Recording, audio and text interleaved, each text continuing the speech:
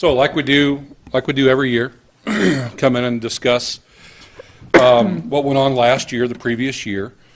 And I got a few things in here that we're actually following up with this year too, so because we ordered it last year, and we'll get to that here in just a second. So first thing is the total incidence for 2017. This here is just a breakdown, and I know that the last few years there's been a couple questions about what does service call mean, what does good intent call mean. Well, a slide or two from now we'll actually go over those, so that way you kind of have a better understanding of it. So you can see 70.85% is our rescue and EMS calls, most of them EMS calls.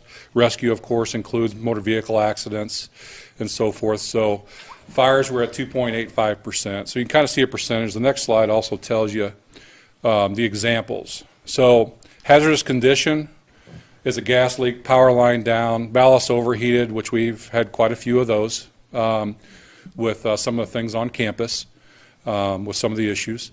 Service calls, water problems, smoke removal. We do remove smoke from some folks maybe that burn popcorn or tend to put it on 30 minutes rather than 3 minutes in a microwave. That's been known to happen once or twice. Assist the police, which we're always here to help, Chief Fry. We're always here to help everybody. So unauthorized burning, which we do get quite a few of those. Obviously when the burn season's not going on. Good intent. We get a few dispatched and canceled in a route. That's meaning either somebody turned out they didn't want us to come, or dispatched maybe to the wrong address, or many different reasons. Smoke scare, we get some of those. People will call, they see smoke in the area, it's from a chimney or something like that. And then if we get a citizen complaint, we track those as well. So that's kind of a breakdown of what those are. And then here's a follow-up to that. You can see last year we did a total of 2,453 calls. Now, keep in mind that everybody here specifically knows that this is all based on all volunteers covering every call. Whether it's the EMS side, whether it's the fire side.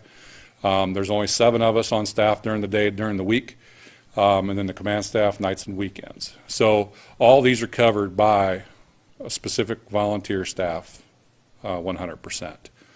So you can see rescue calls, EMS calls, 1,700, a little over 1,700 make up that. So it's a little more than last year. I think we got that somewhere. False alarms, the other reason why I'm here. We had 266 false alarm calls last year. We're maintaining the average each year, roughly this amount. We did write 3 tickets. What constitutes you getting a ticket? Well, typically if there's 3 or more false alarms in a 12-month period, we can write a ticket. We won't necessarily. What we try to do is look at why was it a false alarm.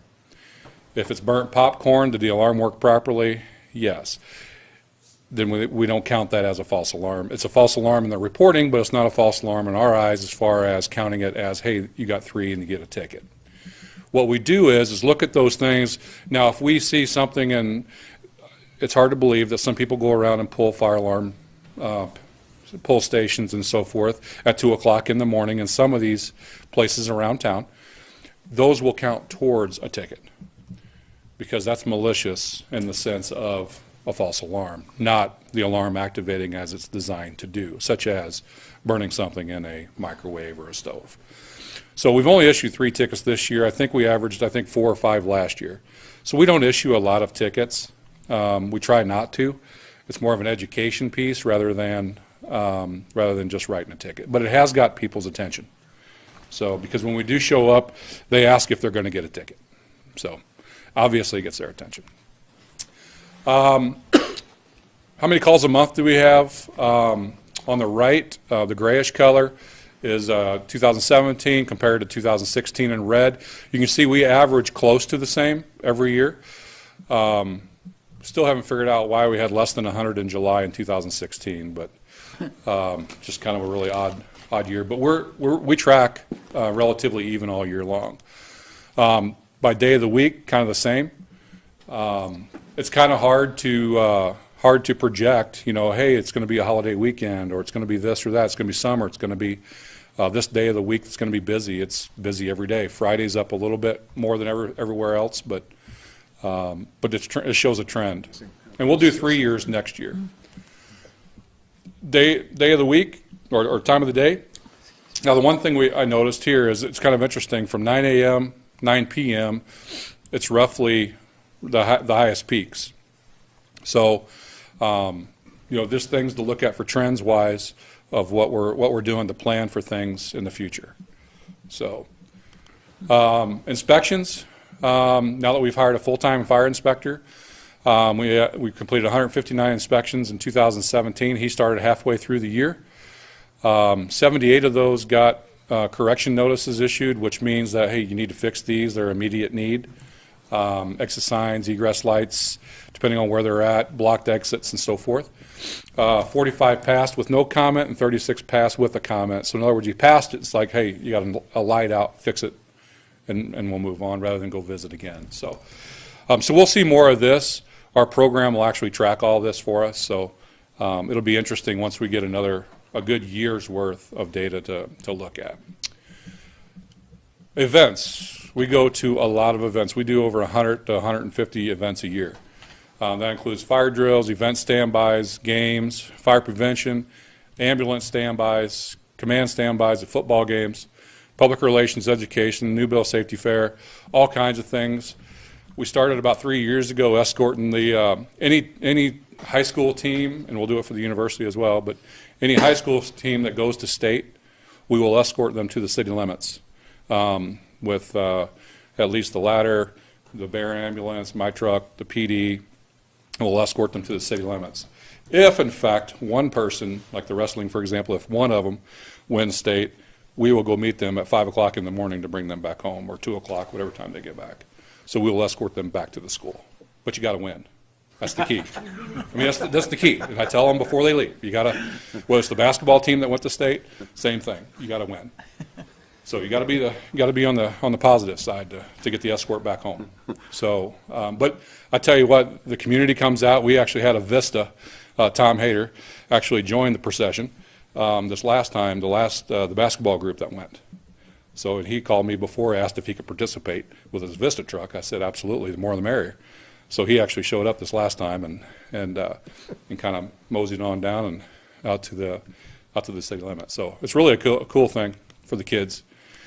Projects, we're working on volunteer strategic planning for the volunteers. They're meeting on average about once a month, every 6 weeks. We completed specifications and ordered a new engine 26, which is arrival in May 2018, which probably is going to be now closer to June, first week of June. We're going to schedule a final inspection probably sometime May the 20th, week of the May 20th.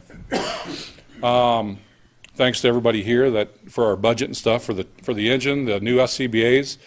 We're waiting on one part to come in so we can actually get those all put together. So hopefully by the end of this month we'll have all those in service, and that's roughly $250,000 worth of equipment. It's state of the art. We're the second one in the state of Idaho to have this advanced technology. So we'll be able to monitor air that people are in buildings in our computer in our truck. So we'll be able to actually monitor people, which is a good safety measure. Extrication tool we just bought, just got in service 2 weeks ago on our rescue truck. Recruitment and retention of volunteers and the resident program, that's ongoing. It's every day, and that's a tough battle. But we're making some progress, I think. I got 2 more applications today for our resident program, so hopefully we're going in the right direction. The volunteers for Station 1 is researching with an architect for a possible remodel at Station 1 sometime in the future. Not sure when. They've got 3 people down there, small space, little to no privacy, so they're looking at that. And also this year, or last year, we hired an EMS coordinator, being Pam Rogers, so which has already paid for itself. And I hear nothing but positive things from our volunteers that, wow, it's made their job a lot easier. They just want to go, as Gary puts it eloquently, they just want to go run calls. It's what they want to do. They don't want to sit and do paperwork and do all this other stuff. They want to go run calls. So, which now they get to. Training. Every year we hold an academy every year. They can do it. Our volunteers can do it online, but we hold an academy every year in the fall for the incoming residents coming in. We do multi-company, multi-agency live fire training, which we also got our new burn boxes, Connex boxes over at Station 2, which we're cutting holes in here hopefully this month. So we'll get more live fire training coming up. We have 5 paramedics that completed, 5 students completed the paramedic program.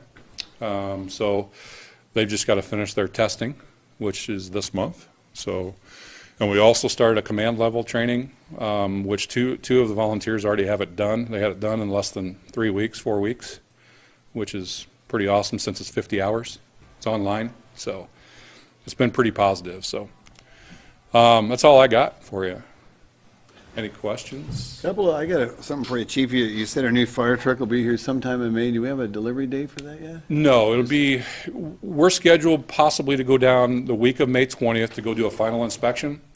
So then they'll go through a few things, fix what we find, or finish up a few things that they need to finish up. And then it'll be delivered right after that. So I'm anticipating the first week of June-ish. Not really sure yet. They don't have a date yet. They don't even have a specific date for sure for us to go down. I'm excited about that new truck coming.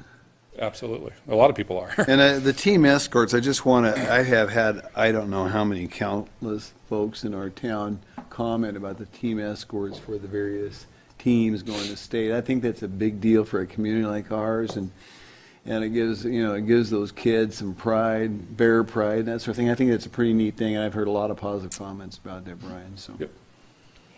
I don't Good think stuff. I would dwell on if somebody loses, you don't escort them back. I think I kind of could. Just saying, Brian. Gotta win. Gotta push the envelope. But it's a good thing that we're doing it. I think it's pretty neat. So, That's right. questions for Brian from council? Nope, just compliments. Lots of volunteers, they may. They do all the work. I was just curious, what prompts an inspection? I'm sorry? What prompts an inspection from Well, you we all? do alcohol inspections for Lori to issue those. Anything that serves alcohol, hood systems, which fries or which cooking devices, those type of businesses. We do fraternities, sororities twice a year over on campus. The higher hazard type facilities. But we're required to do them for anybody that sells alcohol. Grocery In the stores. city. Yeah. And we're going to keep expanding, but once we get some better data, and Dan's just taken off running, Dan Ellenwood. He's phenomenal, and he's done amazing things so far, and there's no end to it. A computer program that we're using, he's taken run with that, so it's made life a lot easier. And now he does it all it's all paperless for the most part. Great. So he has an iPad, does it right there in the field, gives it to him right away. So yeah, we're going to do more and more, hopefully. So It's amazing how consistent the calls are every day. Friday's blinked up a little bit, but all those other ones are like 335 to 364, right? And I mean, that's amazing. we average really. 6.6, 6.7 a day, Yeah. roughly. So It is. Brandy? Do you have any theory about why overall the number of calls is increased? Is that pretty standard year to year? it is standard. Yeah, I mean, you can expect 3 to 5% every year, roughly, give or take. I mean, it really depends. I mean, everybody around here, some of my counterparts, even they're up to, at least to a degree. So it's a standard thing. It's just the way it is. I don't know. Nobody can really say why. So yeah. Okay. Well, thank you very much, Chief, for that excellent annual report. No And problem.